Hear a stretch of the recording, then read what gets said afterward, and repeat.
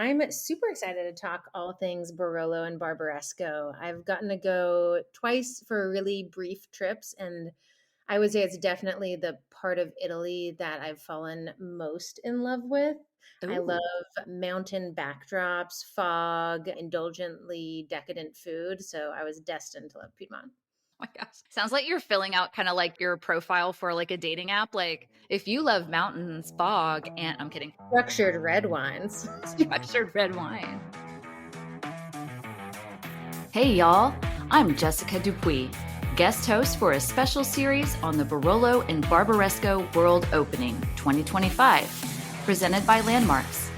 This fourth edition of BBWO will showcase the latest releases of 2021 Barolo and 2022 Barbaresco wines from Piedmont and takes place in Austin, Texas on March 25th. Join me in the heart of Texas as we delve into the experiences and insights about the terroir of the Langhe region and its star grape variety, Nebbiolo. We'll talk to sommeliers and retailers from the key markets of Austin, Dallas, Houston, and beyond about the alluring wines of the Barolo and Barbaresco regions. If you enjoy the show, please subscribe and rate our show wherever you rate your podcasts. Note, this series is funded by the European Union. Views and opinions expressed are, however, those of the podcast participants only and do not necessarily reflect those of the European Union or of the granting authority.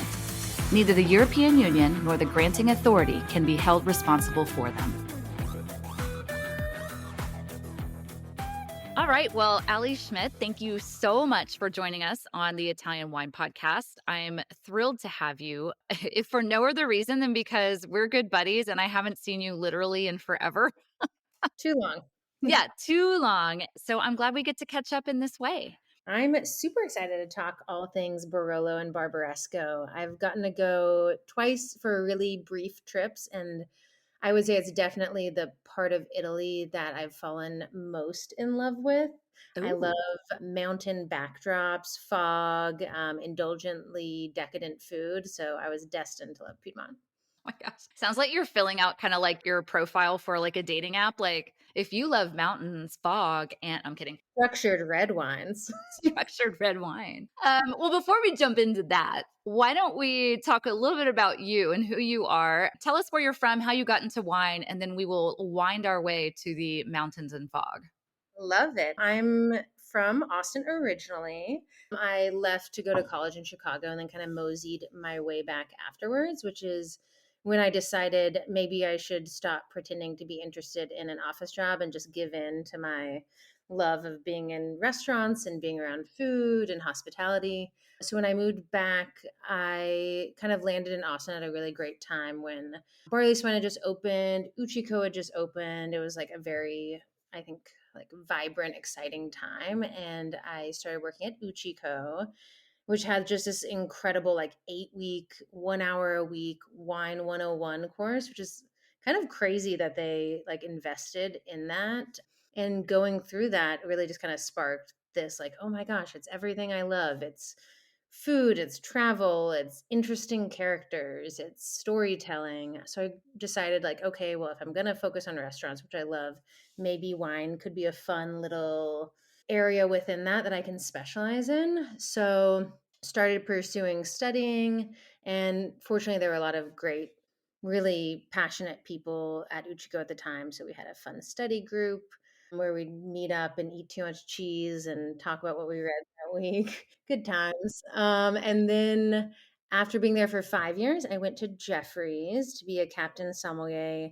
And that was just kind of this amazing opening up of the world of wine and tasting crazy wines I'd only read about, and kind of seeing a really serious wine program, and also all the like work and organization and inventory that goes into maintaining that. So that was a great year. And then I ended up moving over to Emmer and Rye to become the AGM, kind of the classic sommager, manage the wine program, somm on the floor, and also manage the restaurant. And then I've been with him for 7.5 years. So now we have 10 restaurants, one retail kind of specialty grocer and wine shop. And I'm the wine director for the group. for all of them. It's so fun having watched your trajectory in Austin, but also, of those 10, a couple of them are in San Antonio. So you're kind of straddling both cities. Yeah, so almost exactly a 50-50 split. So we have five in Austin, Immer and Rye, the OG, Hestia, which is live fire fine dining, which has our most kind of in-depth wine program and som team, Kanji, Azov, and then the newly reopened Calimocho. And then in San Antonio, our first kind of foray into San Antonio was, I think, maybe late 2021. We opened Ladino, which was Eastern Mediterranean food with a fun kind of Greek, Lebanese focus list. And then this last year, we had kind of a big push and we opened Pullman Market, which is essentially like a Texas focused, Texas celebrating grocery store that also has four restaurants attached with the goal of kind of all of them working as like an ecosystem to source really strategically, put our dollars into Texas farms, and then also kind of reduce waste through the utilization of both like grocery and restaurant operations. So those restaurants are Isidore, which is Texas fine dining, Nicosi, which is a super cool, like immersive dessert tasting menu that has like a cocktail wine pairing and really, really exciting non-alcoholic pairings that I'm pumped about. And then Fife and Faro, which is Italian and has a like 98% Italian list, and Mesquite, which is Sonoran Mexican that has a wine list focused on Mexico, Argentina, Chile mostly. Okay, so you've been busy and have to know the world of wine if you're the director for all of these. And I just want to say something like we're going to be talking a lot about Austin, but I feel like there needs to be a plug for San Antonio in terms of what a vibrant community that town is. And with restaurant concepts like this, I mean, it's just, there's so much to experience. Yeah, I couldn't agree more. I've been so impressed with the San Antonio sommeliers that I've gotten to meet so far. And I know that there are more that I haven't met, but it's a really passionate community of focused, talented sommeliers doing cool things. And what I love is there's also, I feel like it feels in some ways just like a very inclusive wine scene of there's less like stratification of like, I would say like Little Death is a great example of like it's a natural wine focused wine bar, but they also have like insanely cool classic wines there too. Like you could take your grandmother there, you could take your best friend there, and like anyone would find something really delicious to drink. And I think kind of across the board, that's the case. If they're really savvy, well-rounded wine list meant to appeal to like a broad community. I'll also say people in San Antonio drink a lot of wine. Like at our Austin restaurants, we have passionate wine lovers coming in and drinking wine, but I would say as far as like the amount of bottles being drunk every night, I think San Antonio is higher. Really?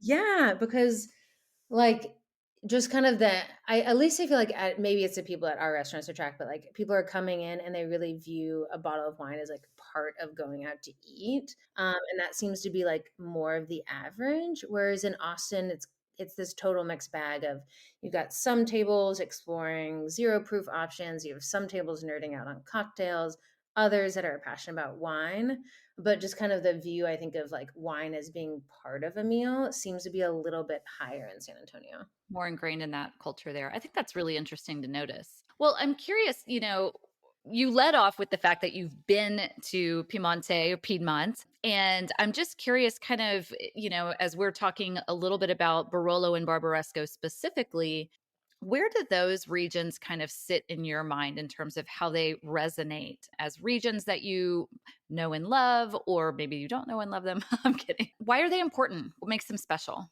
Yeah, I think I would say like one, just insanely high quality across the board. Obviously, the DOCG process, creates at its core, hopefully, that's the goal of DOCGs, a really high quality, rigorous process for making beautiful wine that people are proud to say is from this area. And I think for the most part, that really does come through as a consumer and a sommelier experience. So super high quality. I think they're also have led the charge on some exciting developments in Italian wine. I would say like right now, I feel like I'm seeing way more single crew bottlings from Barolo than ever before, and just this really intense focus on terroir and what village and what crew is this coming from and how does this express differently than our plot a mile down the road. And I think more so than anyone else in Italy, they're kind of leading the charge on like micro specific terroir and celebrating that. Okay. Yeah. Well, I like that too.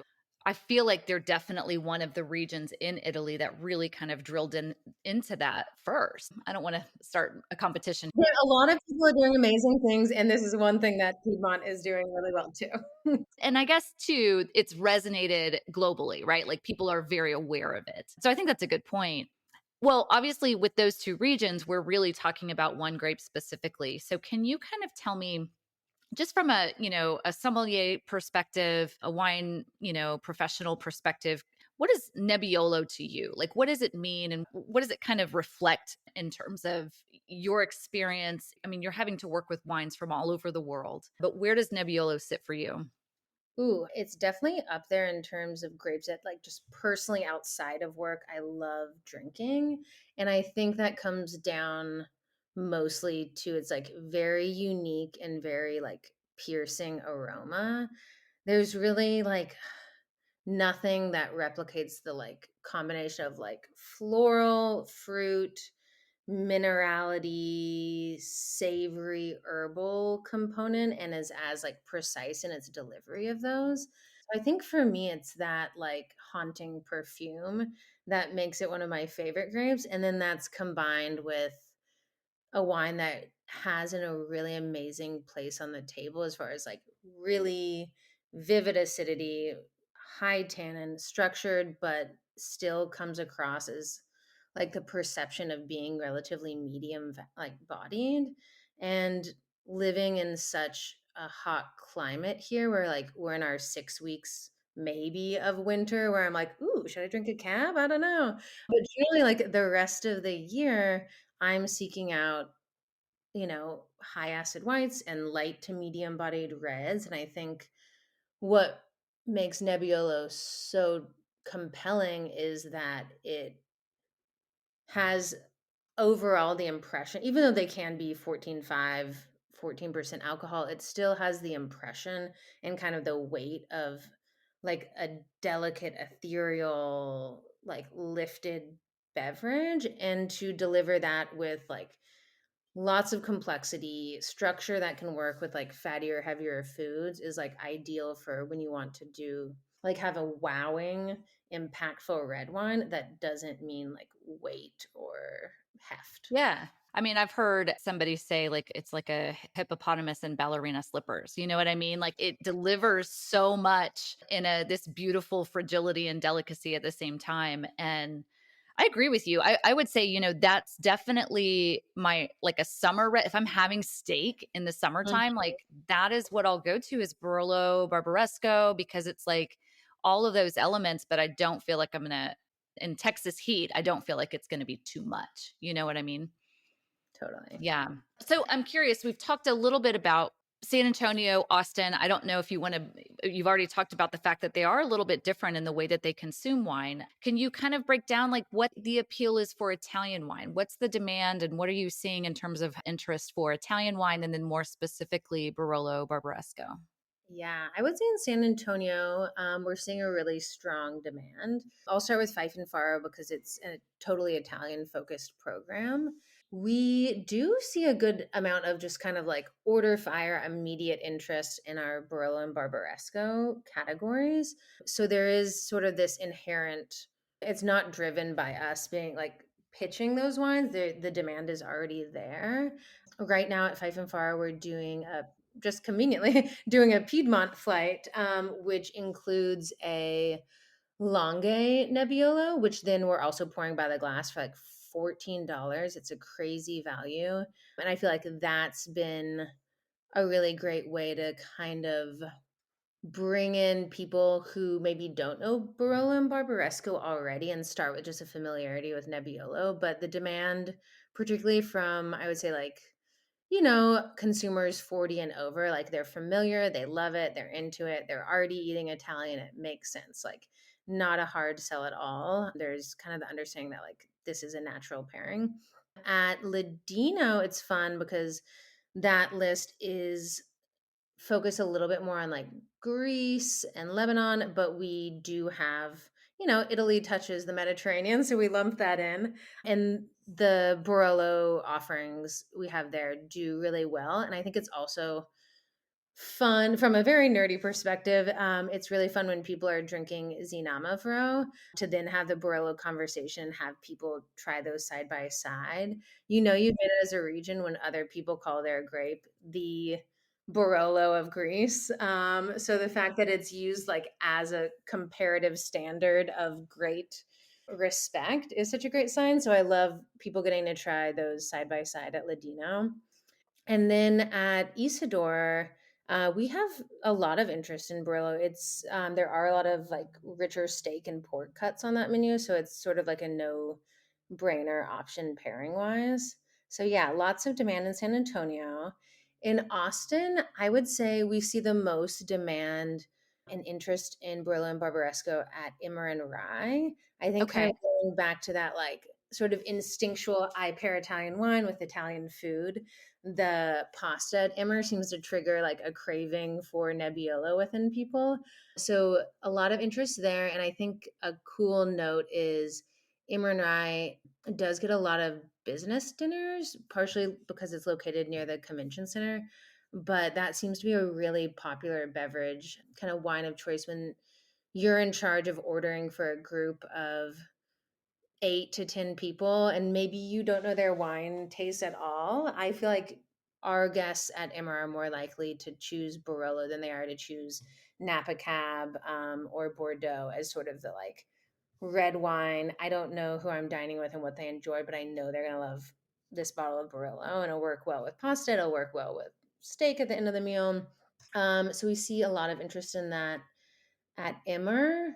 Kanji and Azov a little bit less so. They're a little bit more kind of vibrant, youthful spaces. So in some ways, people can lean a little bit more cocktail forward at those places, and the food can be a little bit more spicy. So I'm not sure if Nebbiolo is like as natural of a pairing. And then Hestia, I'd love to see us put down more bottles of Barolo and Barbaresco at Hestia. I feel like the crowd there kind of leans French and they're interested in Burgundy. So I think that crossover of being, I feel like I know a lot of collectors who are like, I only do Burgundy and Piedmont because they have so much in common as far as like incredibly deep rabbit holes you can go down and study, insanely specific kind of terroir mapping and classification. So there is a lot of crossover there. So that's one of my hopes is that we'll see a little bit more branching out from getting excited about Burgundy Cruise into getting excited about the specific vineyards of Barolo, which I haven't seen a ton of familiarity on the guest side with like specific vineyards yet. So I think that's like the next evolution of the American consumer and their love of Barolo is starting to be like, I love Ginestra and like recognizing and having preferences between crews. Right, right, right. It's like you can see maybe a steak restaurant that divides up their, French Bordeaux's by the specific classifications or Burgundy by the different crew, things like that. And so I agree. Maybe, I don't know, you're the wine director, but I don't know if you're ready yet to organize your Barolo list by MGA or, is it more just by Not yet. Hopefully we'll get to that volume of selections at Hestia. I think I'd probably start by dividing it up between the communes and then having the MGAs under that. But gosh, hopefully someday we'll be in. you can get there? It's a deep selection, so that'd be Yeah. fun. Well, tell me a little bit about just briefly, we don't have to get too much into it, but Hestia in particular, I feel like has kind of this because it's live fire, it does represent this kind of Texasness, if you will, in terms of just, we love to grill things and barbecue things and smoke things. And I'm just curious, just in terms of pairing, how well does that go with things like wines from these two regions? I think really well. Our kitchen definitely doesn't shy away from richness. So, kind of throughout the meal, there is a lot of rich decadence to a meal at Hestia. So, I think having kind of the 1-2 punch of acidity and tannin works great. And maybe not the most structured styles, but I will make the case for more delicate Nebbiolo working fairly well with richer seafood dishes. I think like you see that in the region with vitello tonnato being like the ubiquitous dish everywhere in the Langhe. So at Hestia, one of our like signature dishes that you have to get is halibut, slow cooked above the flame, really barely smoky, but it has a super rich kind of dashi Burmonte butter sauce. And I would say like 80% of our tables doing the a la carte menu get halibut and a steak cut. And they're like, what do we drink with both? So Nebbiolo to me is one of those things that can sort of straddle the line between not overshadowing or clashing with a rich decadent seafood dish and then also cutting through like a dry aged super marbled delicious ribeye. So, that is a little bit, I'd probably lean a little bit towards more a delicate light touch if I was doing that comparison versus a table that was like all getting smoky grilled meats. But I do think some of the wines really have the versatility to do both and to work with vegetarian dishes. Yeah, I think that's a really good. I love I love going straight to surf and turf for that because it is a really good bridge. So moving to the actual Barolo Barbaresco World Open, we've got that the BBWO coming at the end of March this year at Austin. And I'm just curious, from a trade perspective, when you have different sommeliers going to events like this where you can walk around, taste these wines, meet the different producers, and there are going to be so many that are in town. What kind of hat do you have on in terms of how you use these opportunities to kind of broaden your offerings, understand more about what's available and how it fits with the programs that you're working with? How do you kind of go about doing that? Ooh, that's a great question. I would say like a few fold. One, I do love tasting like new producers that I don't have access to yet and getting to know people. And I think when you meet and taste with someone, ideally a winemaker, it's so much easier to remember and have this like powerful impression of the winery because so often winemakers are reflective of their wines and vice versa. So a really gregarious, fun winemaker, you'll remember their extroverted, kind of outgoing wines and vice versa. So trying new producers and kind of exploring new things is definitely one. I would say producers that we already work with, I really want to taste their cru bottlings. Sometimes those are offered on allocation and you might never get to try them before they go on the list. So an opportunity for you and the sommeliers in the restaurants to try them and especially try them side by side is just an incredible opportunity to then have those on the list and really be able to confidently speak to the different nuances between vineyards. And then three, I think the other way is like kind of getting an overall impression of a vintage or like collection of vintages.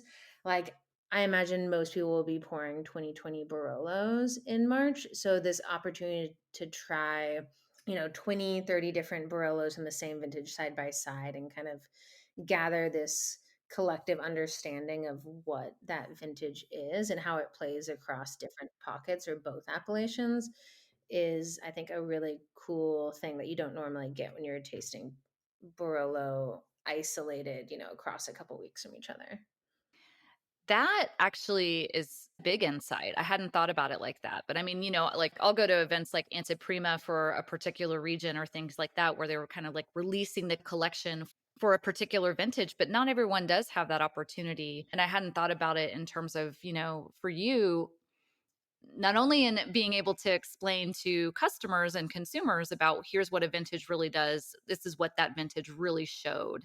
It also is, I imagine, pretty great for if you're studying, which I don't know. I don't know where you are in your sommelier studies, but I do know that you are a student in general in terms of, I know you like to get nerdy. So about the topic. So I hadn't thought about it like that, but that's a really good point.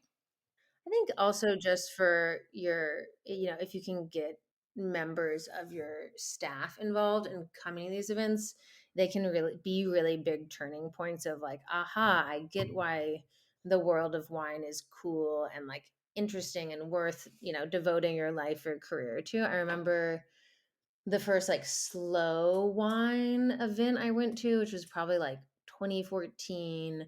I had just started studying wine and just being like, wow, like I wasn't, I was years away from purchasing wine, but kind of seeing like producers, their importers, buyers, guests, like all interacting and sort of starting to understand how the different tiers affect what we have access to and which wineries get to tell their stories in other markets and how those are told was fascinating and really I feel like you know, sped up my desire to be like a part of wine professionally. So hopefully, a lot of folks that are just starting their wine journey will get to step into this and see what a like vibrant world this is to work in and why everyone that gets into wine loves it because you're working and it's, tough and there's so much to learn. It's always changing, but you're also surrounded by passionate, excited people who are sharing like often a part of like their home with you. And I think Italians in particular do that with such warmth and passion that it's kind of hard not to be swept away by the magic of wine. Yeah. Oh man, I like that you finished like that because it's very true. And especially for someone like yourself who's in the hospitality industry, it certainly does strike a chord when you kind of feel that from the wines that you're representing, you know? Yeah, and I think like for like I know a lot of our younger team members, like if they didn't grow up with parents that drank wine, like maybe the first time they're interacting with wine is at a wine training at one of our restaurants. And it's hard to encapsulate everything that's so great about wine in a 30-minute training or a 1 hour training, but meeting someone from a different country who has spent their life dedicated to a thing and having them pour that wine for you can be so impactful in such a short exchange. I love that. I think I want to finish actually build on that question with this last one, which is just whether it's, you're inviting some of your staff to come that may have not as much understanding of wine, but also Barolo Barbaresco in general. What are some things that you would like for them to be able to take away? What are some things that might surprise them? What are some things that you think are exciting to discover about these wines? Ooh, I don't know if this is necessarily something that will encounter at BBWO, but I think for people that are a little bit further in their wine journey, whether that be guests or, somms or captains, experiencing these wines with age and understanding kind of the trajectory they go through and the like current release Barolo and Barbaresco is so good right now. Like it's so delicious. And like, compared to decades past, just like delicious and like ready to drink almost immediately, like with a quick decant. Like they're showing so well. But I think it's also like part of our duty as sommeliers. Remember that, for so long, these wines did need decades to hit their peak. And just because they're tasting so amazing right now doesn't mean that these wines aren't going to develop and build complexity over time. So I think when you can introduce people to older bottles, that's a really amazing experience. And not even just like super old 30-year bottles of Barolo and Barbaresco because so few of us have access to those. And yes, they're wow and amazing.